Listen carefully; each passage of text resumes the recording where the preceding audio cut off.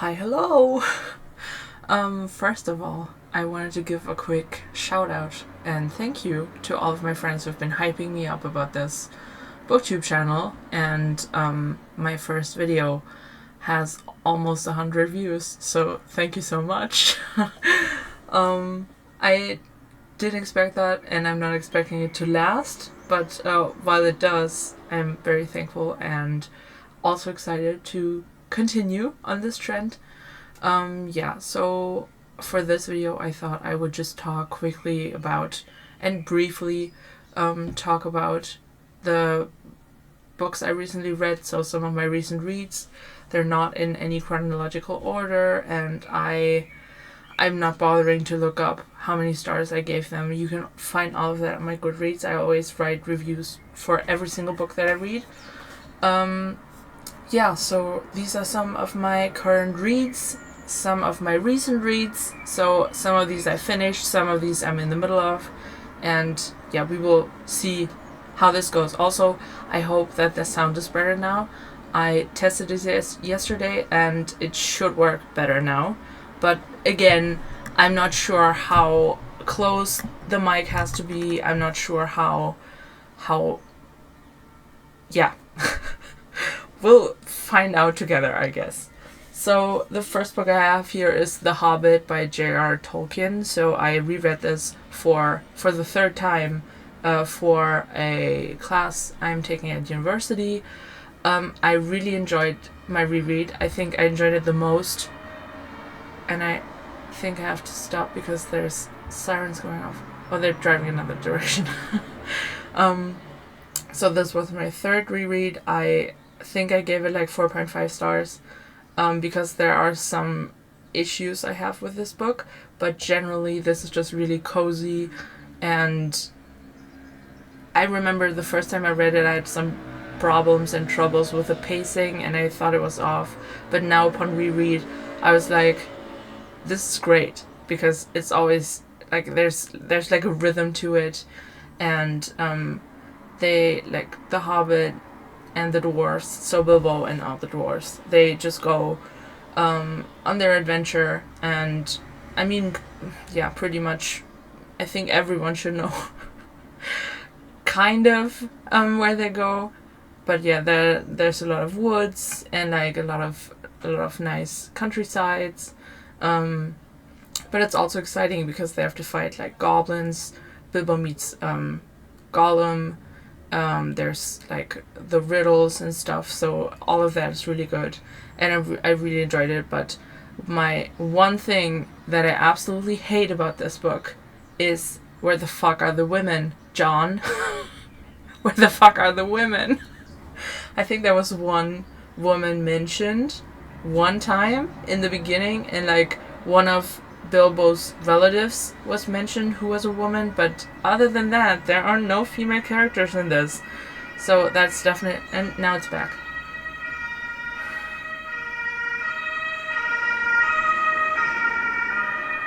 So, so that's definitely right, that there's no female characters in this. Do better. The next book I have lying around is The Sun and the Stars by Rick Riordan and Mark Oshiro, which is, I don't even remember which part of like the Camp Half-Blood Chronicles. Like, this is part of the Percy Jackson world, and if you don't know me, I should mention that Percy Jackson was what for many people was Harry Potter, which I'm not going to talk about for obvious reasons. But for what many people had in that series, I had in Percy Jackson. And I basically grew up with this. I remember I read the first two books and got them from the library. And then from the third book onwards, I had to wait for each new release. So it's been a long ass time.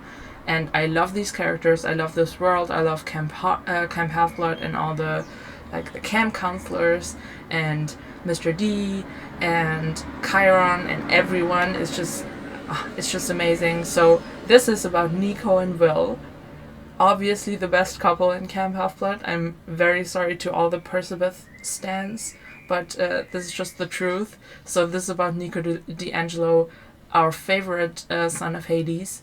Yeah, and they have to go on an adventure. So it's like classic Percy Jackson type of story. They have to go on a quest because Nico keeps hearing voices, and I absolutely love this. I gave it 5 stars, I believe. I think one of those stars was basically just out of pure nostalgia because I absolutely loved everything about this, and because I'm nostalgic for the series and I love it absolutely. So yeah, that definitely played a role in this, but I can still only recommend this to anyone, but take that with a grain of salt because it is so far into the series. You should be familiar with the rest, especially the events of there's spoilers in here for pretty much all of the books. So the Trials of Apollo, there's a huge ass spoiler in there that you should know about. Yeah, Heroes of Olympus and stuff. Basically all the stuff that happens previously in this universe.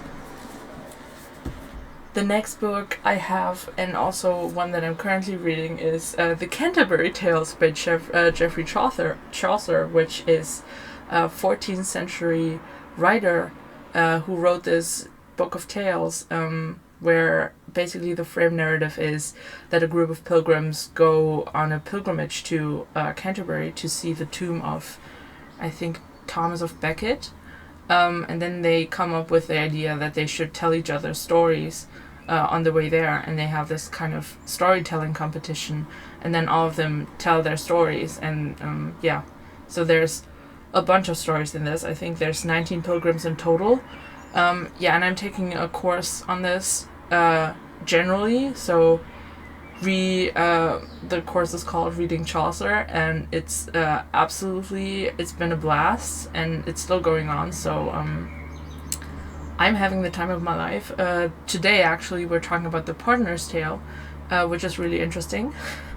And yeah, I wasn't expecting to love it as much as I do, and it takes a little bit out of you to read it because you really have to focus on the language and who's talking and what could they mean or what do they mean, because there are references and stuff to stuff that we probably don't know anymore or that aren't common knowledge anymore but was in the Middle Ages. So yeah, but I'm having a great time reading this, and I can't wait to continue for the rest of the semester, which isn't that long anymore, but and we're not even reading all of the tales, but I think I will definitely look at the other ones that we didn't get to and then maybe read them on my own time too. So I actually got this just so I can have it on my shelf and say, yes, I read this. The next book I have is actually the one that I finished most recently, and that is World Running Down by Al Hess.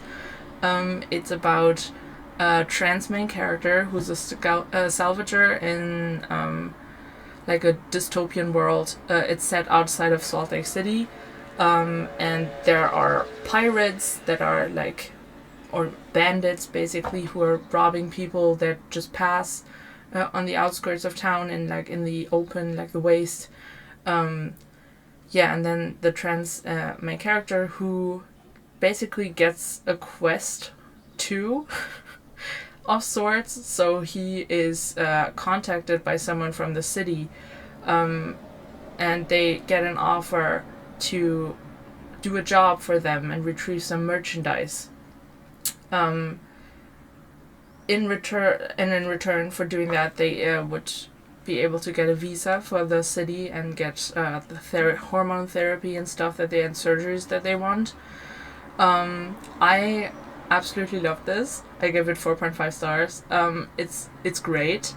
It has this sort of cozy and comfortable road trip vibe. I loved all the characters, with the exception of one, but I don't think she is supposed to be likable. Or at least she isn't supposed to be likable in the long run, but I think you could also make a case for her. I absolutely love Valentine, our trans main character, and Osric, who is also, this is something that I didn't even mention yet, Osric is an AI who existed in the city and within the city structures, but was cast aside and illegally transferred into an android body. So now he's kind of shut off from his community of other AI, and he's looking for a way to go back to where he came from. So they're like an unlikely duo who team up to reach their goals, and there's also some romance there.